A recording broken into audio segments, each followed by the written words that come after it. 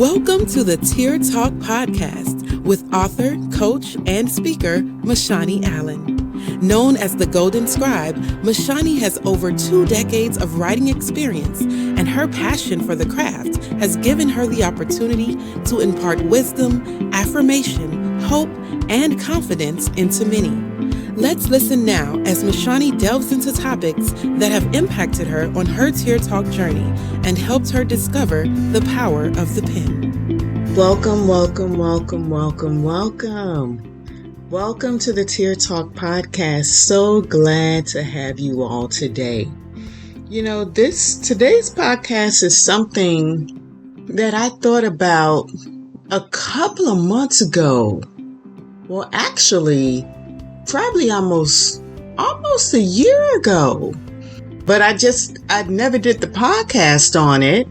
And it came to my mind the other day and I was like, you know what? Let me do that one today. So let me tell you what happened. So one of the places where I've worked, we have these ID cards, and the ID card has, how do I want to say it?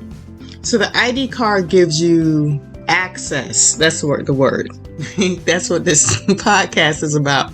But the ID card, even though it looks like a credit card, it's something that can give you access to different things.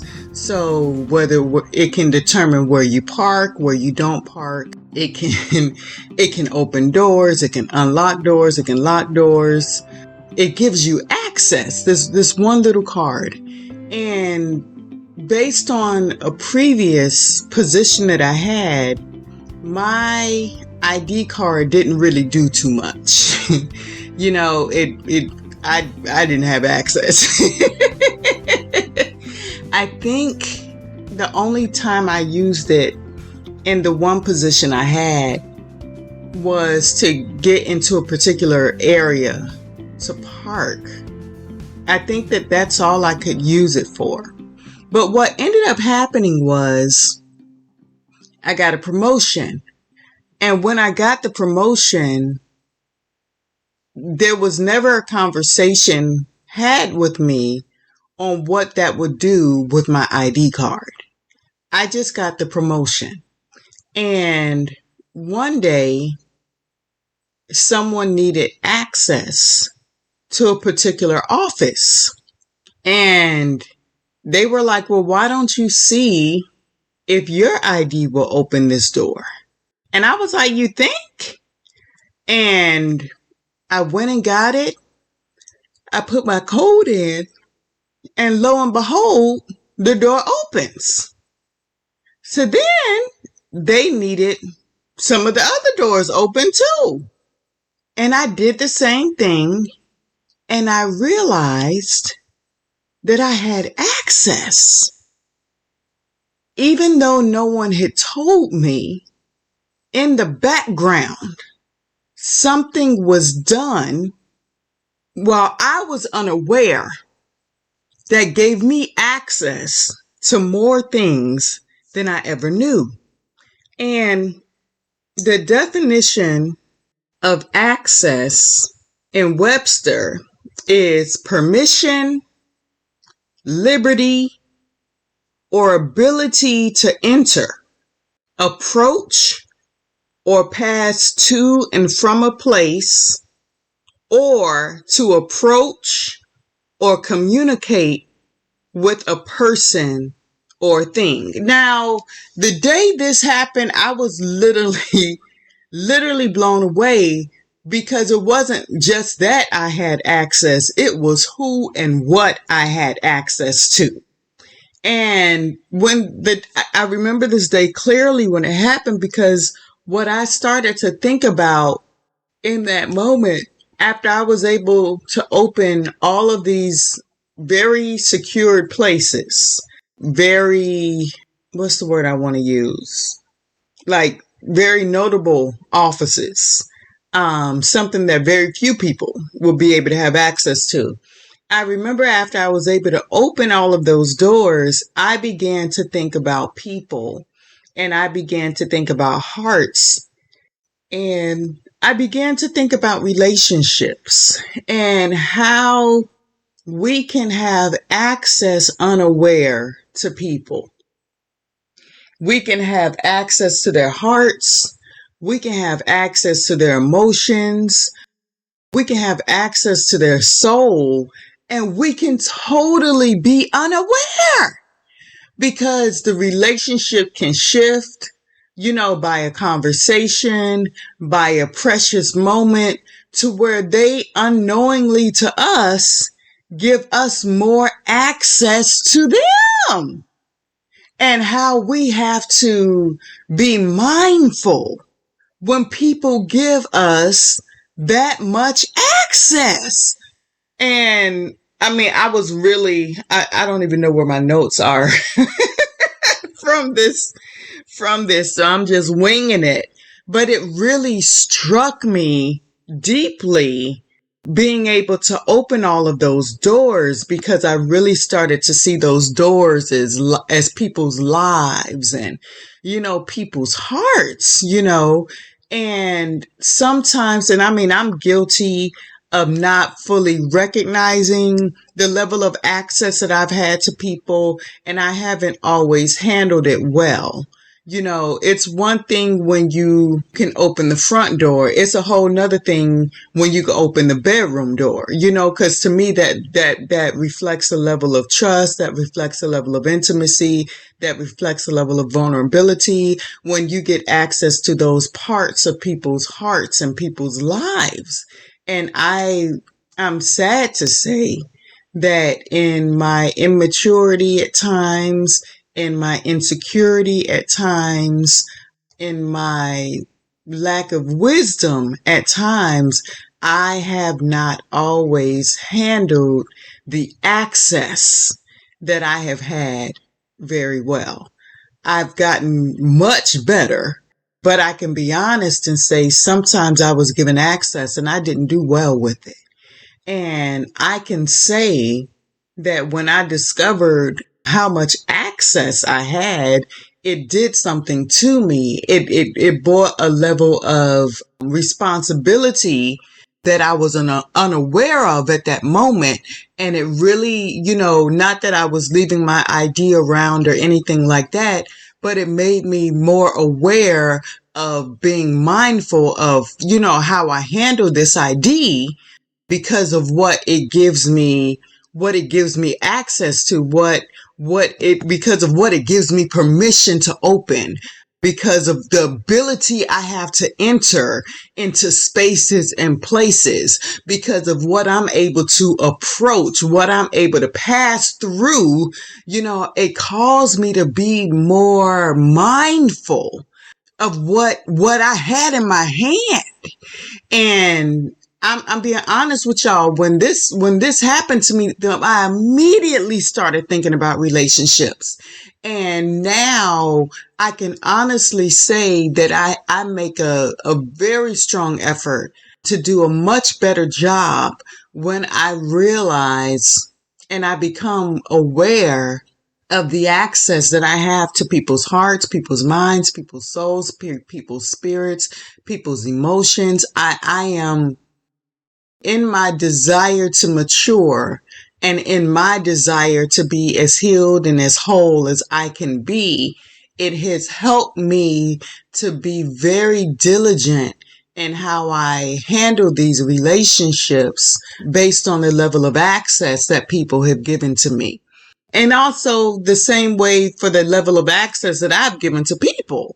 If I have a mentor, she has access to a whole lot, and I can't just begin to lock doors on her and take her access away and she not be aware of it. The level of respect that I had when our relationship was promoted, let me put it this way, when our relationship was promoted to that next level, just like the position I had, I was promoted to the next thing, that automatically gave her access, just like I automatically got access unaware. And the beautiful thing about it is, when she began to access different parts of my life and of my upbringing and of my pain and of my trauma, of my brokenness. When she began to walk through those different aspects of my life, I never felt that she shouldn't be there, because that to me confirmed the promotion that we had in that relationship, confirmed that she is the one who should have access to this, because she wasn't going to use that key or go through those doors to bring any pain, any hurt, add any more trauma to my life. And I realized that with the promotion that I got, that promotion came with a level of trust. It wasn't said, it wasn't spoken, but the access was given because the trust was already there. And I've had to learn how to handle the hearts of those that trust me and the hearts of those that I trust. And one thing that I've learned in relationships, and I don't know if this has happened to anybody else, but I'm going to give y'all this nugget. I'm the type of person that is just free. I can freely share, especially if I've established a friendship with you. But when there comes a moment that I have shared something with you, and the minute it comes out of my mouth, I feel like, man, I shouldn't have told them that. That lets me know access has shifted. Something in this relationship has shifted, and I might not know what it is. And a lot of times it's not me. It has been the hearts of the other person, or the other people, if I'm going to be grammatically correct. Something in their hearts, for reasons I may know or may not know, but something in their heart has shifted concerning me. And I feel as though for me, because this has happened on countless occasions, I feel for me that is the Holy Spirit's way of letting me know. It lets me know that something has shifted and changed, and it's a form of protection for me. And one thing I don't do is I don't go beyond barriers or beyond boundaries that I don't need to. And I can truly say that every time that has happened, the relationship has gone south. And a lot of times it wasn't anything that I did. But at the end of the day, people have free will, and people can adjust and shift and change and like and don't like what they used to like. So all of that can happen.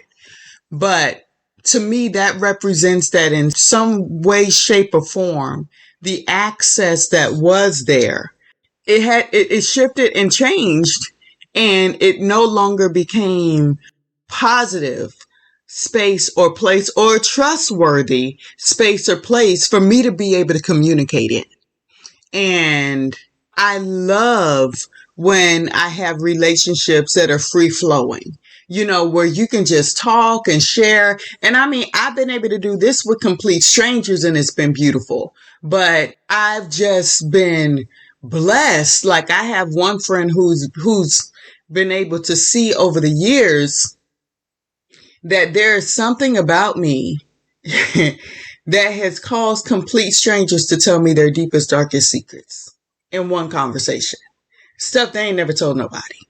And I realized that mind you, this is not something that I'm bragging on, and I'm not being haughty about this. What I'm saying is, I realized that there is something about my personality and character that has made people comfortable to giving me access quickly. And I have learned how to discipline myself. So even if it's in one conversation, that I handle it rightly, I handle it fairly, I handle it justly, but most importantly, I handle it with love.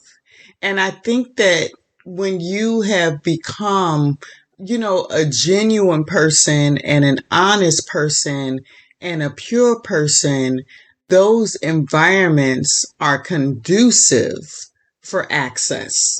People feel so comfortable giving you access when you are that type of person. And I'm thankful. I don't take it lightly. I've been completely shocked.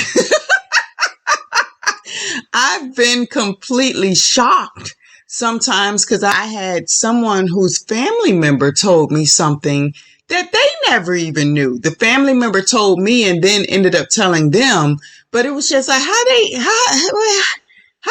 you that? And I think it's because I've been willing to do a lot of work on me. And in doing so, one thing that has helped me to do is get free of judging people and operating from a place of judgment, because love, a pure place of love, doesn't bring harsh judgment. There's a way to correct without damage. And that is a skill that a lot of people have not been able to obtain. Because I'm gonna tell you, I had, and a lot of times that's when the purest form of you and your gift is in operation. Like I just had a few weeks ago, I was listening to a Bible study, and the young lady was actually doing the Bible study on like stewardship and finances. And when I tell you, that was the most beautiful get your finances together message I ever heard. And it didn't come with shame. It didn't come with guilt. It didn't come with condemnation. It came purely with love. And that's the difference. We need to get to spaces and places where we can get our message across, but love is still the full core of what people feel with that message. And I have found, because I used to tell my students, you can ask me anything. I may not tell you everything, but what I do tell you, it will be the truth. And I think being like that in general, like I'm a very honest person. I might not tell you everything, but if you ask, I'll answer, and I answer, it is going to be the truth.